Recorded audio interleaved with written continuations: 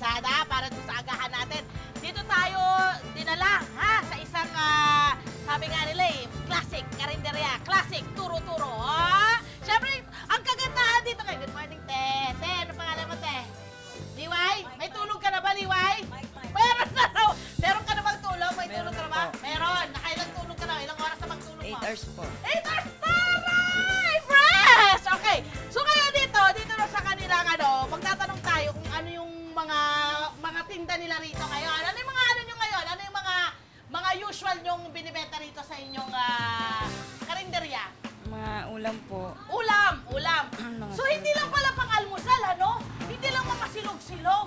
Meron na agad kayong pang-ulam. Meron na po. Kasi may mga naghahanap na agad ng pang-ulam kahit sa almusal? Opo. Oy, wow! Pero ano yung mga usual nyong pang-almusal na meron kayo? Yung mga silog-silog? Mga tapsilog, Oo. silog po. Oo. Yan. Yempo silog. Oo. So, ano bang pwede kong orderin? Ano ba yung maibibigay mo sa akin na sa tingin mo ay best seller nyo? Ano yung... Long silog po. Long silog? Sigurado ka? Meron ka bang sukang may bawang? Meron po. Ayun naman talaga naman. Ayun, dakawan-darap yung sinangag niya. Opo. Masarap yung sinangag niya. Opo. Ayun, mga tatlong kanin. Isa lang wala. Ayun, pasok tayo dito. Kausapin natin si Liway. Order ako ng isa. Uy! May makakasabay ako rito. Pwede ba akong makasabay dito, Liway? Liway! Uy, Liway, bigyan mo rin ako ng gulay. Pasensya na kayo, may ligaw sa gulay. Tingnan mo, ito yung kagandahan dito, ha? Meron na kayong paggulay dito. Meron silang ganito. Di ba, Liway, ito ay ginisang? Ampalaya po. Ampalaya, pwede ka mag-almusal lang ganyan. Wala namang nagpapawal sa pang-almusal. Kahit Naku, paborito ko to, Liway! Ginataang Liway, langka bigyan po. mo ako niyan, ha? Ito ang ibigay mo sa aking gulay. Ito po ay ginataang Langka po. langka. Liway, bigyan mo ako niyan. At marami pang iba. Ayan. So, Liway, hintayin ko na yung pagkain ko, ha? Magkano may babayaran ko down? Ano po? Dun sa silog ko. 230 po. Ha? 230 po lahat. Kasama po yung gulay. 230 lamang? Opo. Jackpot. Pag nag-extra rice, 250. Ganyan. Opo. Ayan, jackpot. Okay, sige, hintayin ka. Uy, dito muna tayo. Magandang umaga. Ano pangalan mo? Tutoy. Carlos Miguel po. Ha? Juan Carlos Miguel. Juan Carlos Miguel? Ang ganda naman ang pangalan mo. Juan Carlos Miguel. Hi, Mami. Ano pangalan mo, Mami? Rosaline Rosaline. Ano ang apelyido niyo? Rodriguez. Rodriguez. Dito ho talaga lagi kayo nakain ng Opo. almusal niyo. Opo. Ano madalas yung kaining almusal? Tosilog, tsaka Yan talaga ang hilig yung kainin. Opo. Ayan. Tingnan mo siya, upo ka na. Tubig. Tubig. Yan ang paborito mo. Mahilig ka sa itlog. Ano gusto mo sa itlog? Yung pinaghalo o yung ganyan? Yung sunny side up? Yung ganyan. Yung ganyan ang gusto mo? Gusto mo pang lutong-luto yung pula o hindi? Inom ka muna ng tubig. Tama nga naman yan. Ma'am, kadalasan magkano ang budget nyo sa inyong paalmusal? Kamin, Oo. 150. 150, pwede na. Oo, di ba? Talaga naman. At kumpleto na rito eh. Oy, gusto namin malaman ano ba ang ating mga ginagawa sa araw-araw. Ano mo ba ang ating hanap buhay? Ganyan. Ano ba yung mga ginagawa natin? Wala, Nag-aalaga ka ng anak. Mahirap yun, ha? Uy, gusto ko alam nyo kasi, di ba, sa totoo lang, ang hirap talaga ng ikaw ay taong bahay, Akala ng iba madali, di ba? Gusto nating malaman mula mismo sa'yo, ano yung mga pang-araw-araw na ginagawa mo? Pagkagising mo sa umaga, anong oras ka nag-uumpisa? alas 6, maghahatid ng bata. Tapos hanggang tanghali. Pasok nila tanghali tsaka umaga. Okay. Ilan po ba ang anak ninyo? 6. 6? Oh, mas mahirap yun! Mas mahirap yun. Kasi kumakain siya eh. Sayang naman eh. Mauubos na ba? Dito na nga lang ako. Di ba? Dito na nga lang ako. Dito ka katutay ha. Tabi kami ng mamay mo ha. Ayan, dito ka. Buhatin kita ng ganito. Ayan. Gusto mo pa ba ng pagkain? Bibigyan pa kita. Ayan. Sige, ayan. Gusto ko lang malaman. Eto na. 6! So, paano mo ngayon minamanage yung time mo sa 6 mong mga anak? Maaga pa lang nag-aasikaso na. Oo. Tapos pag yun, sasabay ko na yung paglalaba. Correct. Para hindi sila gahol pagkadating ng Anong oras oras. natatapos ang pagiging nanay mo? May oras bang natatapos? Wala. Wala! Anong oras ka Gabi na. Talaga? Mga alas 9, alas 10, ganyan? Oo, kasi marami sila, yung labahin. Kailangan mo So, ano. araw-araw ka naglalaba?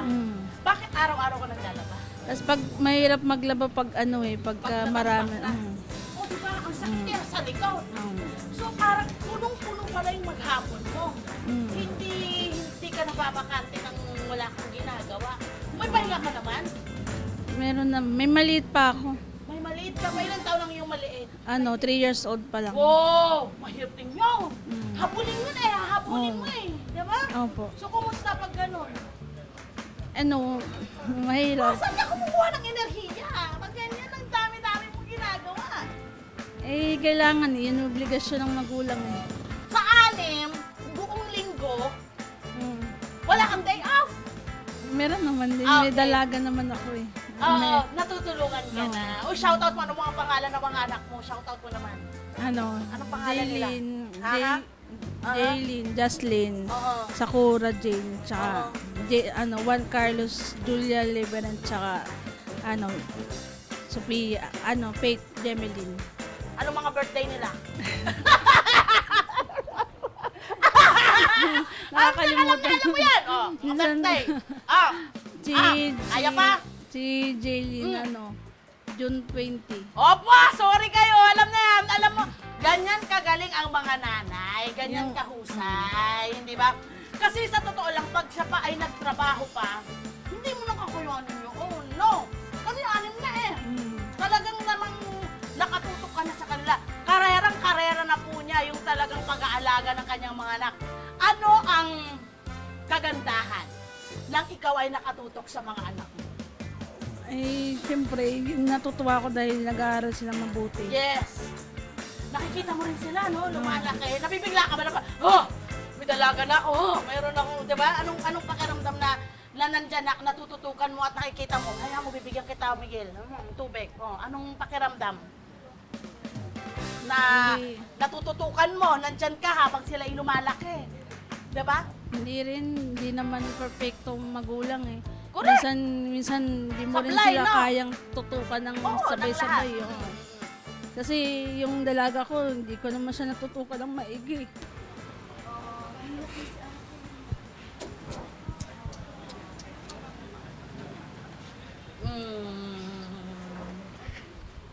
Bakit niyo po nasabi na hindi niyo siya natutukan ng maigi?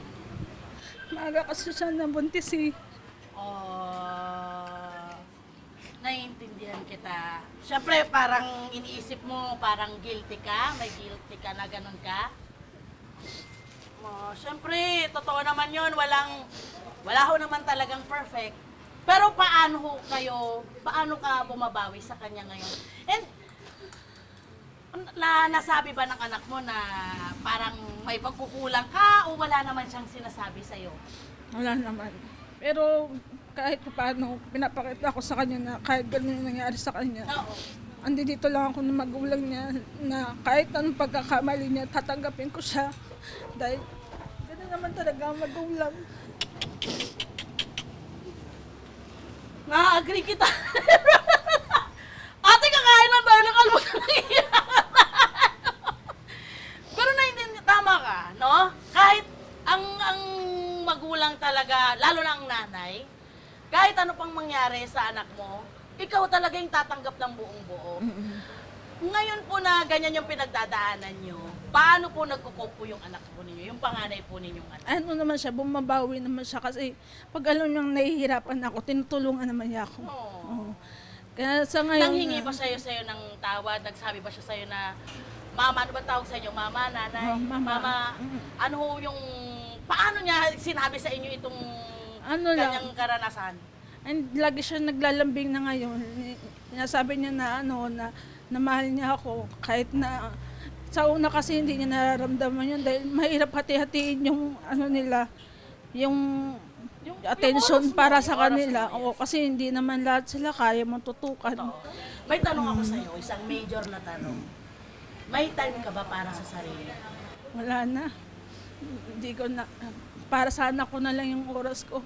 Ang importante lang sa akin yung ko lang sila, makita ko lang sila na lumalaki na maayos. Okay Pero na ako ikaw doon. ba kung may pagkakataon, gugustuhin mo ba na sana ako naman? Minsan, Yes. gusto ko rin naman kasi minsan na aliwin yung sarili ko. Tama Dahil, naman. siyempre, sa problema ng tao, kung hindi ka nang aliwin yung sarili mo, Yes. mapapagod ka rin eh. Sana meron kang nakakausap na kaibigan, nanay mo, tatay mo, kapatid mo, meron ka bang ganun? May support system ka ba? Ha? Yung pamilya ko, ako lang mag-isa dito. Yung pamilya ko nasa Bagong Silang. So sino, yung asawa, ikaw ba'y nagiging okay yung inyong, May asawa ko. at maayos kayo? Opo. At napagsasabihan mo siya ng inyong mga, kung ano man yung gusto mong sabihin sa kanya? Ay, natural niya yung mag-away. Ay, nako, di ba? Parte talaga. Pero ikaw, meron kang napagbubuhusan. Meron naman. Dapat meron natin. Siyempre, kailangan kasi ang mga babae talaga matiisin na. Talaga, laban kong laban. Hindi pwedeng bumawi. Ayan na, naku, pero ito na lang, ate. Umiyak, ha? Itong kinakain nyo ngayon, sagot ko na yan, ha? Bilang ako ay binigyan nyo ng pagkakataon at maraming salamat sa pagkukwento mo sa akin ng storya mo. Gusto ko sabihin sa'yo na you're doing a great job bilang nanay. I am sure yung mga anak mo ay proud na proud sa'yo bilang nanay, no? At tama ka, hindi tayo perfect no? Kahit sino, walang perfect na pagpapalaki ng anak. Pero naniniwala ako na lahat ginagawa mo, lahat ng pagmamahal, lahat ng lakas mo binubusan sa mga anak mo. Kaya mabuhay ka. Kayang-kaya mo to, ha? Congratulations! Uy, love mo nanay mo, ha? Ha? Love mo, alaga mo nanay mo, ha? Hello po mga Kanet 25! Si Kuya Tony Pet po ito mula sa Love, Tony Pet and Everything. For more Love, Tony Pet and Everything updates, just click on our subscribe button and follow us on our Net25 social media pages at Net25 TV and at Net25 Entertainment Facebook. Magkita-kita po tayo!